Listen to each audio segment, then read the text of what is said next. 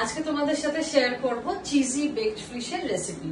প্রথমেই নিয়ে নিয়েছি দেখো এরকম সাইজের ভেটকির ফিলে। ভেটকির ফিলেটা আমি ম্যারিনেট করব। দিয়ে দেব রসুন বাটা, স্বাদ মতো নুন, পাতিলেবুর রস, দেব কিছুটা ময়দা, দিয়ে দেবো আদা বাটা। ম্যারিনেট করে এটা আধা ঘন্টা মতন রেখে দেবো।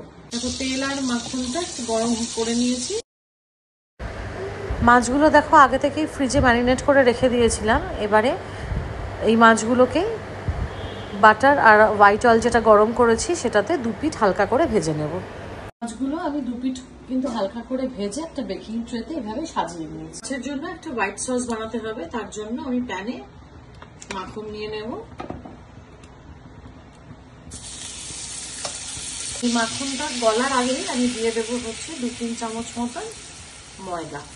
ময়দাটা একটু হালকা ভাজা ভাজা হয়ে আসলে এর মধ্যে আস্তে আস্তে আমরা দুধটা অ্যাড করে দেব।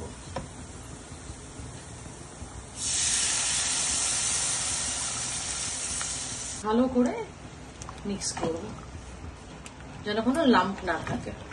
মিক্স করতে একটু সময় লাগবে। দেখো সসটা নাড়তে নাড়তে ঠিক এরকম হয়ে যাবে, খুব বেশি পাতলাও না আর খুব বেশি গাঢ়ও না। এর মধ্যে আমি দিয়ে দেবো গোলমরিচ গুঁড়ো আর দেবো হচ্ছে অরিগানো। এখানে চিলি ফ্লেক্সও দেওয়া যায়, তবে যেহেতু বাচ্চারা খাবে সেই জন্য আমি এখানে গোলমরিচ দিয়েছি বলে চিলি ফ্লেক্স আর অ্যাড করলাম না। এবার এর মধ্যে আমি দিয়ে দিচ্ছি হচ্ছে দেখো মজারেলা চিজ।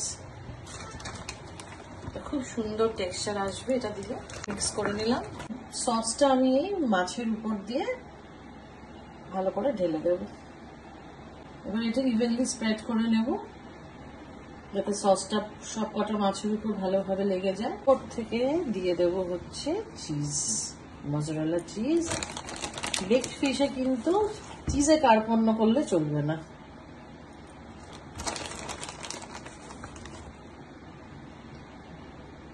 এটা যেহেতু চিজি বেকড ফিশ তাই চিজটা ভালো পরিমাণে দিতেই হবে। আর একটু আমি দিয়ে দেবো হচ্ছে অরিগানো, অল্প করে চিলি ফ্লেক্স দিয়ে দিচ্ছি। তাতে খুব একটা ঝাল কিছু হবে না, আর দেখতে একটু ভালো লাগবে। যে একটুখানি রেডের ছোঁয়া পড়ছে হোয়াইটের উপর, এটা দেখতে ভালো লাগবে। আমার চিজি বেকড ফিশ একদম মাইক্রোওভেনে যাওয়ার জন্য রেডি। চিজি বেকড ফিশ কিন্তু এবারে সার্ভ করার জন্য একদম রেডি।